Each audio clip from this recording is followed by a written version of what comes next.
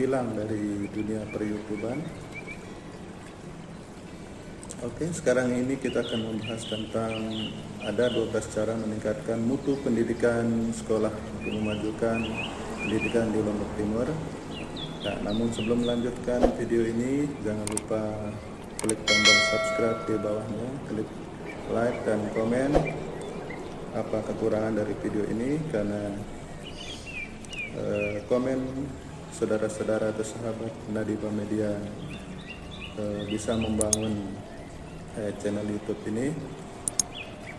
Oke, kalau sudah baik Besti Nadiba Media yang berbahagia, mutu yang biasanya juga disebut kualitas memiliki definisi yang bervariasi dari definisi yang konvensional hingga definisi yang strategik ya, berdasarkan bidang kajian yang dibahas.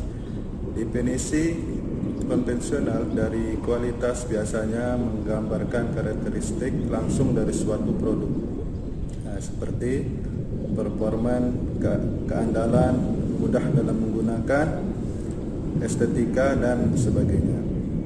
Nah, sementara mutu dalam definisi strategik adalah kemampuan dalam memenuhi keinginan atau kebutuhan pelanggan. Ya. Kualitas didefinisikan sebagai totalitas dari karakteristik suatu produk yang menunjang kemampuannya untuk memuaskan kebutuhan yang dispesifikan atau ditetapkan. Nah, kemudian halo ya Besti Nadiba Media yang berbahagia. Selain itu, kualitas seringkali diartikan sebagai kepuasan pelanggan ya, atau customer satisfaction ya. Nah, konfirmasi terhadap kebutuhan atau persyaratan dan upaya perubahan ke arah perbaikan terus-menerus. Nah, kualitas memiliki dua aspek kajian, yaitu pertama adalah menyesuaikan diri dengan spesifikasi dan kedua adalah memenuhi kebutuhan pelanggan. Nah, aspek kajian yang pertama merupakan definisi produsen tentang mutu. Nah, sedangkan aspek kajian yang kedua adalah definisi mutu dari pelanggan. Nah, keduanya sangat dipengaruhi oleh kepentingan dari produsen maupun konsumen. Ya, Besti Nadiba yang berbahagia, peningkatan mutu menjadi semakin penting bagi institusi yang digunakan untuk memperoleh kontrol yang lebih baik melalui usahanya sendiri. Nah, kebebasan yang baik harus disesuaikan dengan akuntabilitas yang baik juga. Nah, institusi-institusi yang harus mendemonstrasikan bahwa mereka mampu memberikan pendidikan yang bermutu bagi peserta didik. Nah, mutu merupakan suatu hal yang membedakan antara yang baik dan sebaiknya. Nah, hal tersebut berarti mutu dalam pendidikan merupakan sesuatu yang membedakan antara kesuksesan dan kegagalan. Mutu merupakan masalah pokok yang akan menjamin perkembangan sekolah dalam meraih status di tengah-tengah persaingan dunia pendidikan yang makin keras, terutama di pendidikan di Lombok Timur ini. Nah, kemudian Besti Nadiba Media yang berbahagia, karena menjaga dan meningkatkan mutu merupakan sesuatu yang penting dan menjadi keharusan, maka banyak cara dan usaha yang harus dikerjakan untuk mencapai usaha tersebut. Mutu adalah sebuah branding luar biasa dari sebuah lembaga pendidikan atau sekolah. Nah, memajukan sekolah 80%-nya berarti meningkatkan mutu dan kualitas pembelajaran. Ya, adapun cara meningkatkan mutu pendidikan di sekolah adalah sebagai berikut. Yang pertama, efektivitas proses belajar mengajar tinggi. Nah, sekolah memiliki efektivitas proses belajar mengajar atau PBM yang tinggi. Proses belajar mengajar yang menjadikan peserta didik sebagai faktor utama pendidikan. Dalam hal ini, guru harus menjadikan peserta didik memiliki kecakapan untuk belajar dan memperoleh pengetahuan tentang cara belajar yang efektif. Learning how to learn.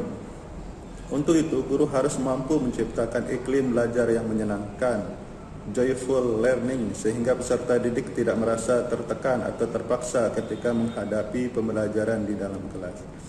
Kemudian yang kedua adalah kepemimpinan yang kuat. Ya, Besti Nadiba Media yang berbahagia, kepala sekolah memiliki peran yang kuat dalam mengkoordinasikan, menggerakkan, dan menyerasikan semua sumber daya yang tersedia. Kepemimpinan kepala sekolah merupakan faktor utama dalam mewujudkan visi misi, tujuan, dan sasaran sekolah.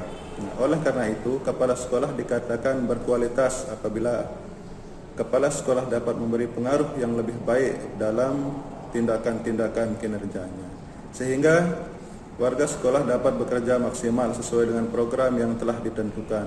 Guru dan karyawan lainnya akan termotivasi melakukan perbaikan-perbaikan dalam kinerjanya, karena kinerja para anggota organisasi sekolah lahir dari keterampilan dan kepemimpinan kepala sekolah. Yang ketiga adalah pengelolaan yang efektif tenaga pendidikan. Besti Nadiba Media yang berbahagia, tenaga kependidikan terutama guru merupakan jiwa dari sekolah. Sekolah hanyalah merupakan wadah, ya.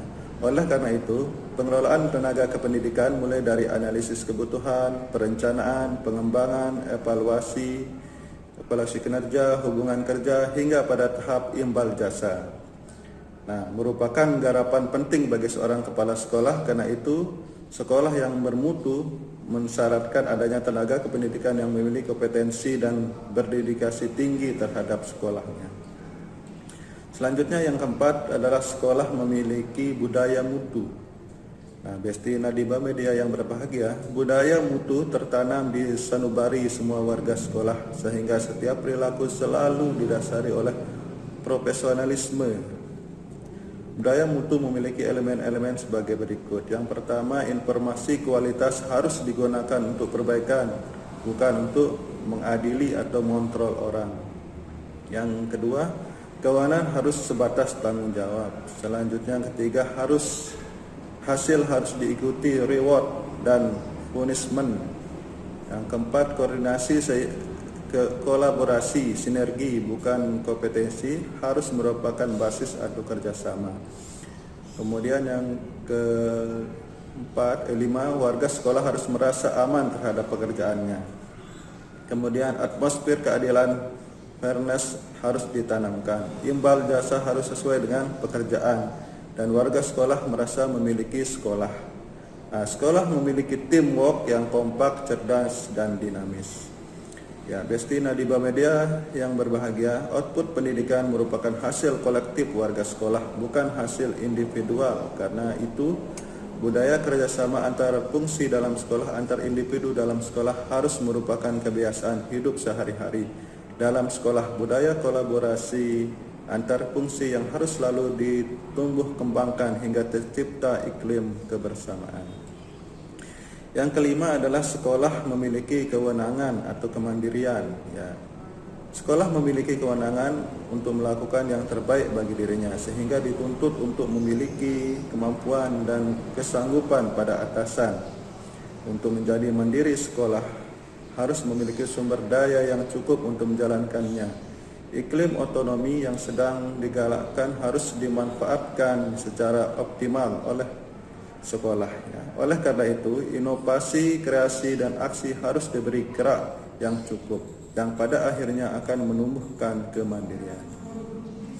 Yang keenam, sekolah memiliki karakteristik bahwa partisipasi warga sekolah dan masyarakat.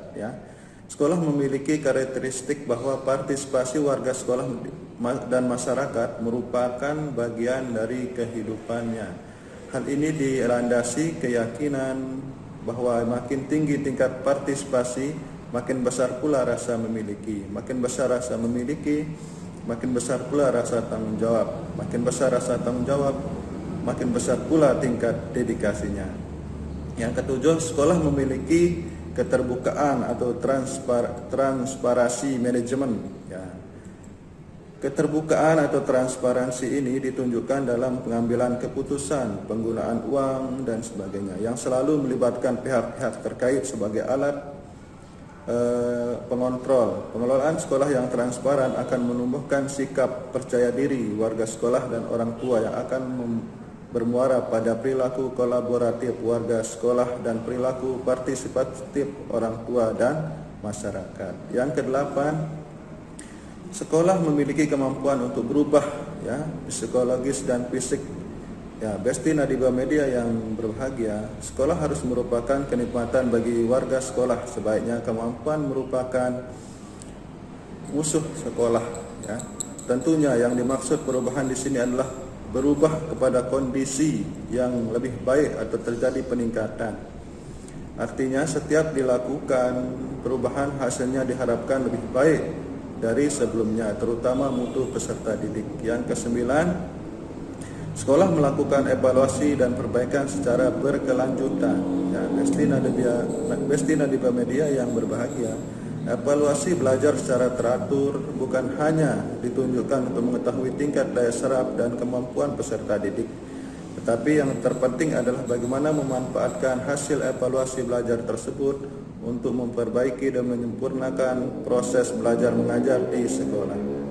Evaluasi harus digunakan oleh warga sekolah, terutama guru, untuk dijadikan umpan balik feedback ya bagi perbaikan. Oleh karena itu, fungsi evaluasi menjadi sangat penting dalam rangka meningkatkan mutu peserta didik dan mutu pendidikan sekolahnya secara berkelanjutan. Yang ke-10, sekolah responsif dan antisipasif terhadap kebutuhan. Ya, sekolah yang selalu tanggap dan responsif terhadap berbagai aspirasi yang muncul bagi peningkatan mutu. Karena itu, sekolah selalu membaca lingkungan dan menanggapinya secara cepat dan tepat. Bahkan sekolah tidak hanya mampu menyesuaikan terhadap perubahan atau tuntutan, akan tetapi juga mampu mengantisipasi hal-hal yang mungkin akan terjadi.